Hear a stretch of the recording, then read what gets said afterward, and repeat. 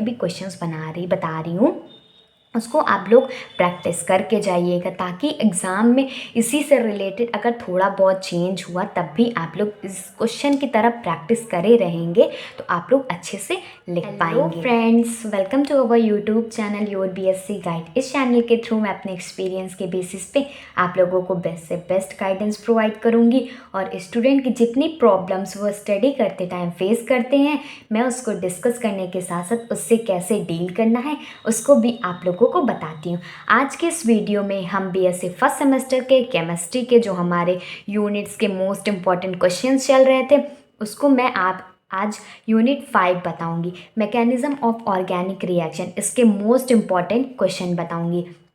Unit 1 to 4 मैंने already channel पे upload कर दिया है। अगर आपने नहीं देखा है तो मेरे चैनल पे जाइए, प्लेलिस्ट बनी हुई, आप वहाँ से जा कर के देख सकते हैं। ठीक, क्वेश्चन नंबर 1 2001, 4, 9, 13, 7, 16, 17, 19 इतने सारे ईयर्स में पूछा गया है तो मतलब इसकी रिपीटेशन सबसे ज़्यादा है। तो क्या कह रहा है question number 1? Discuss SN1 and SN2 mechanism of nucleophilic substitution and draw the energy profile diagram with respect to alkaline hydrolysis of alkyl halide. Mention the major difference between two mechanism. इसमें SN1 और SN2 mechanism के बारे में पूरा detail में आप लोगों को डिस्कस करना है, साथ ही साथ उन दोनों के बीच में क्या डिफरेंस है उसको भी डिटेल में बताना है। ठीक, इसी क्वेश्चन को एक और तरीके से पूछा गया कि right a note on different type of substitution reaction, कि सब्सटीट्यूशन रिएक्शन के कितने टाइप्स हैं उसको बारे में पूरा डिटेल में लिखना है। ठीक, ये क्वेश्चन लॉन्ग में शॉर्ट में पूछा जा सकता है। ये क्वेश्चन को एक और वैरायटी से पूछा गया कि discuss with a suitable example. इसमें देखो एग्जाम्पल भी पूछ लिया एरोमेटिक सब्सटीट्यूशन रिएक्शन के। फिर और तरीके से पूछा गया है, क्या कह रहा है, what do you mean by nucleophilic substitution reaction. अब न्यूक्लियोफिलिक सब्सटीट्यूशन रिएक्शन क्या होता है उसको बताओ। इसमें भी एग्जांपल्स पूछा गया है, describe difference between SN1 SN2 mechanism के बारे में बताओ विथ सुइटेबल एग्जाम्पल। और तरीका है, देखिए, right short note on SN1 and SN2 reaction. मैं आप लोगों को सारे वैरायटी ऑफ क्वेश्चन बता देती हूँ ताकि अगर एग्जाम में घुमा कर क्वेश्चन पूछ लिया तब भी आप लोग कर पाएँ। ठीक, तो क्वेश्चन नंबर 2 क्या कह रहा है, write the short note on the following reactive intermediate. इन सब के बारे में शॉर्ट नोट लिखना है, कार्बीन है, नाइट्रेन्स है, एराइंस है। ठीक, इसके बारे में शॉर्ट नोट आ सकता है, कभी कभी लॉन्ग में भी पूछ सकता है। तो आप एक कॉपी पेन लेके बैठे रहिए, साथ ही साथ नोट डाउन करते रहिए या क्वेश्चन नंबर लिख के उस पर इंपॉर्टेंट मार्क डाउन करते रहिए, ताकि आप लोगों को एग्जाम के टाइम पता चल सके कि हाँ हमको ये क्वेश्चन पढ़ना है। तो आप वहाँ से पढ़ लीजिएगा, क्वेश्चन पढ़ लीजिए, फिर आंसर भी देख लीजिएगा। ठीक, क्वेश्चन नंबर 3 है 2012, 16, 17 और 19 में इतने सारे ईयर्स में पूछा गया। क्या कह रहा है, व्हाट इज कार्बनाइन, एक्सप्लेन इस characteristic formation and stability with suitable example. Carbanion क्या होता है, उसकी कैरेक्टरिस्टिक बताओ, कैसे वो फॉर्म होता है, उसकी स्टेबिलिटी बताओ, साथ ही साथ उसका एग्जाम्पल देखो। एक और तरीके से पूछा गया कि कार्बनाइन होता क्या है, how it is use to determine stability of carbocation and alkene. कैसे इसका यूज़ किया जाता है कार्बोकेटाइन और एल्कीन की स्टेबिलिटी बताने में। और तरीका पूछा गया, वैरायटी ऑफ क्वेश्चंस इसमें बहुत है। शॉर्ट नोट बताना है इलेक्ट्रोमेरिक इफेक्ट के बारे में और कार्बन एनायन के बारे में। ठीक, क्वेश्चन नंबर 4 देखिए, how many types of organic reaction are there. कितने टाइप्स के ऑर्गेनिक रिएक्शन होते हैं, साथ ही साथ उसको पूरा डिस्क्राइब करना है। इसी क्वेश्चन को सारे ऑर्गेनिक रिएक्शन दे दिया, फिर उसमें पूछ लिया कि शॉर्ट नोट लिखो, substitution, addition, elimination, molecular rearrangement, molecular reactions, इन सब के बारे में शॉर्ट नोट लिखना है। क्वेश्चन नंबर 5 है 2014 में पूछा गया, explain the mechanism of elimination addition reaction, base catalyst dehydrogenation of alkyl halide.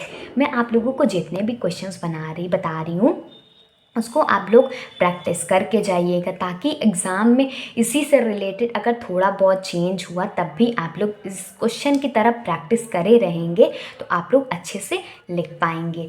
ठीक, क्वेश्चन नंबर 6 क्या कह रहा है, what is arynes and benzene reactive intermediate. Arynes क्या होते हैं और बेंजीन रिएक्टिव इंटरमीडिएट्स क्या होते हैं, इसके बारे में आप लोगों को डिटेल में लिखना है। कुछ और भी क्वेश्चंस हैं, देख लेते हैं। क्वेश्चन नंबर 7 2012, 15 और 17 में पूछा गया था, explain formation of free radical and their two reaction. जो फ्री रेडिकल का फॉर्मेशन होता है उसको बारे में लिखना है, उसके रिएक्शन को रिप्रेजेंट करना है। 8 में पूछा गया है 2012, 15, 16 ये क्वेश्चन पूछा गया है, what is the difference between SN1 and SN2 mechanism of dehydration of alcohol. आप लोग देख रहे हैं ना कि SN1 और SN2 मैकेनिज्म कितना ज़्यादा इंपॉर्टेंट है, तो छोड़िएगा बिल्कुल भी नहीं। क्वेश्चन नंबर 9 है कि व्हाट इज़ नाइट्रेंस। अब नाइट्रेंस क्या होते हैं। क्वेश्चन नंबर 10 है 2019 में पूछा गया था, राइट अ नोट ऑन कार्बीन्स। कार्बीन्स के बारे में लिखना है। फिर और इसी क्वेश्चन को एक और तरीके से पूछा गया कि कार्बीन होता क्या है, साथ ही साथ उसका एग्जाम्पल भी आप लोग दीजिए। फिर क्वेश्चन नंबर 11 में शॉर्ट नोट लिखने को कहा गया है। 7, 9, 8 में आया है क्वेश्चन, मतलब 2007 और 2009, 2008 में क्वेश्चन आया है। कह रहा है इलेक्ट्रोफिलिक रिएजेंट के बारे में एक नोट लिखो और न्यूक्लियोफिलिक रिएजेंट के बारे में नोट लिखो। केमिस्ट्री में जनरली शॉर्ट नोट बहुत आते हैं, किसी क्वेश्चन को दे दिया गया उसको शॉर्ट नोट में ज़रूर पूछता है, तो आप लोग शॉर्ट नोट बिल्कुल भी मत छोड़ा करिए। लॉन्ग में, शॉर्ट में ये क्वेश्चन आते ही आते हैं। ठीक। क्वेश्चन नंबर 12 2007, 11 और 8 में पूछा गया है। इसमें क्या कह रहा है, explain homolytic and heterolytic fission of a covalent bond. इन दोनों के बारे में बताना है। इसी क्वेश्चन को एक और तरीके से पूछा गया, describe homolytic and heterolytic bond fission covalent bond में जो होता है। ठीक। क्वेश्चन नंबर 13 क्या कह रहा है, एक्सप्लेन द मैकेनिज्म ऑफ 2014 में पूछा गया है, एलिमिनेशन एडिशन रिएक्शन की मैकेनिज्म को आपको पूरा अच्छे से डिटेल में लिखना है। साथ ही साथ base catalyst dehydrogenation of alkyl halide की कुछ और भी क्वेश्चंस है, देख लेते हैं। देखिए क्वेश्चन नंबर 14 क्या कह रहा है, draw energy profile diagram of the following. इसका डायग्राम भी बनाना, 1 स्टेप रिएक्शन का पूरा मैकेनिज्म लिखना है, 2 step reaction whereas first step is velocity determining step, इसमें थर्ड में है 2 step reaction whereas second step is velocity determining step. Fourth है कैटेलिस्ट रिएक्शन। क्वेश्चन नंबर 5 है कि इंपॉर्टेंट बताना है, कौन सा हाफ एरो है, कौन सा फिश एरो है, कौन सा कर्व्ड एरो है, इसके बारे में थोड़ा बहुत लिखना है।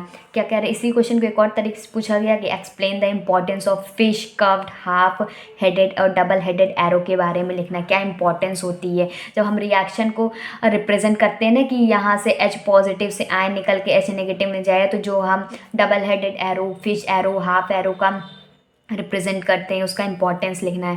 क्वेश्चन नंबर 16 है 2019 में पूछा गया था, which is more basic among these and Y. कौन सा ज़्यादा बेसिक है, मतलब बेसिक कैरेक्टर किस में ज़्यादा है, CH3 में, NH2 में, NH3 में। ठीक। क्वेश्चन नंबर 17 है 2013 और 17 में पूछा गया था कि draw the 5 possible resonance structure of phenol. Phenol के 5 पॉसिबल रेजोनेटिंग स्ट्रक्चर आप लोगों को बताना है। ठीक, आप लोग कर लीजिएगा इसको। 2018 में 18 क्वेश्चन है 2012, 15 और 17 में पूछा गया, arrange the following carbocation in increasing order of their stability. अब देखिए इस क्वेश्चन को बहुत सारे अलग अलग मेथड से रिप्रेजेंट कर सकता है। यहाँ पर बहुत सारे एलिमेंट्स दे सकता है कि उसको कार्बोकैटायन के इंक्रीजिंग ऑर्डर में स्टेबिलिटी के रिप्रेजेंट करो, और जैसे कि CH3, NH3 कुछ भी दे सकता है, यहाँ पर कोई भी मॉलिक्यूल्स दे सकते हैं, तो इस तरह के भी क्वेश्चन आ सकते हैं। क्वेश्चन नंबर 19 है 2010 में पूछा गया था कि रेजोनेंस होता क्या है। रेजोनेंस काफ़ी इंपॉर्टेंट है, ये फर्स्ट में भी पढ़ा, फोर्थ में भी पढ़ा। ठीक। फिर इसके बाद क्वेश्चन नंबर 20 है 2009 और 11 में पूछा गया, right the formation of free radicals. अब मैं आप लोगों को यूनिट 6 जो कि स्टीरियो केमिस्ट्री है उसके भी most important, most expected question कराती हूँ, तो देखते हैं। तो यूनिट नंबर 6 है हमारा स्टीरियो केमिस्ट्री। इसके मोस्ट इंपॉर्टेंट क्वेश्चंस को देख लेते हैं। क्वेश्चन नंबर 1 2008, 11, 16, 18 में पूछा गया था कि व्हाट इज़ स्टीरियो आइसोमेरिज्म, क्या होता है, explain the cis trans isomerism के बारे में आप लोगों को बताना है।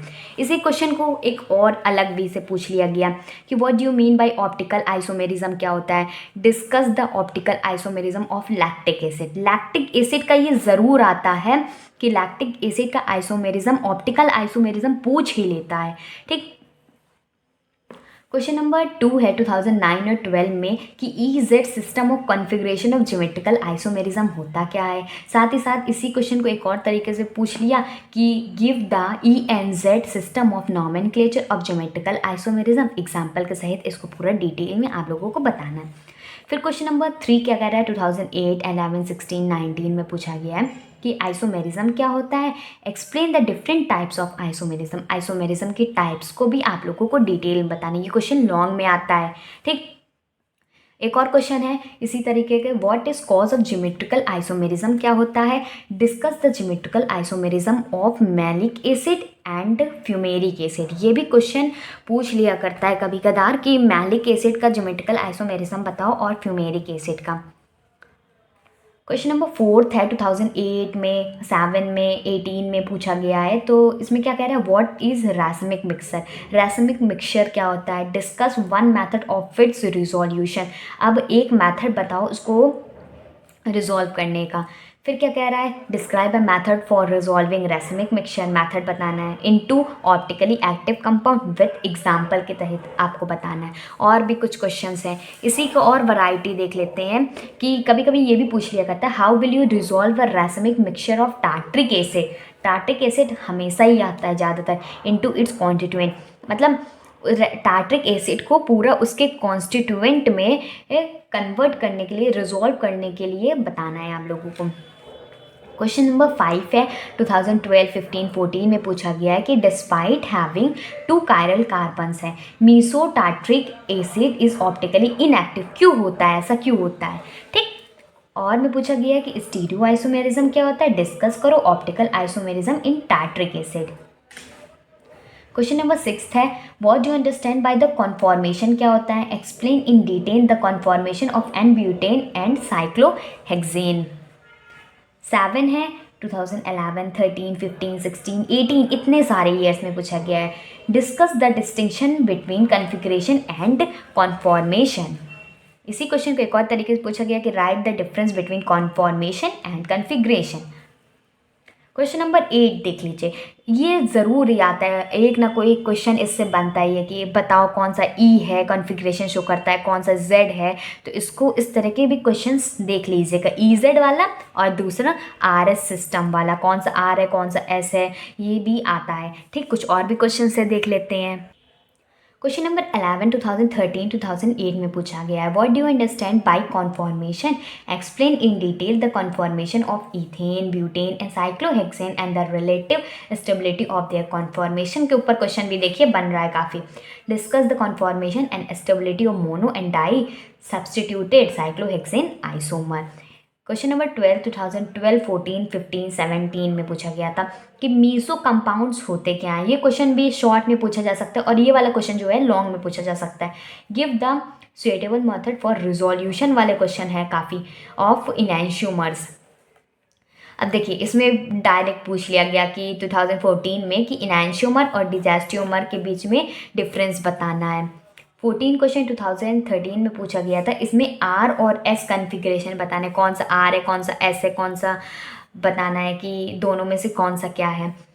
15 में भी आर और एस कॉन्फ़िगरेशन के बारे में बोला गया है कि बताओ कौन सा आर है कौन सा एस है।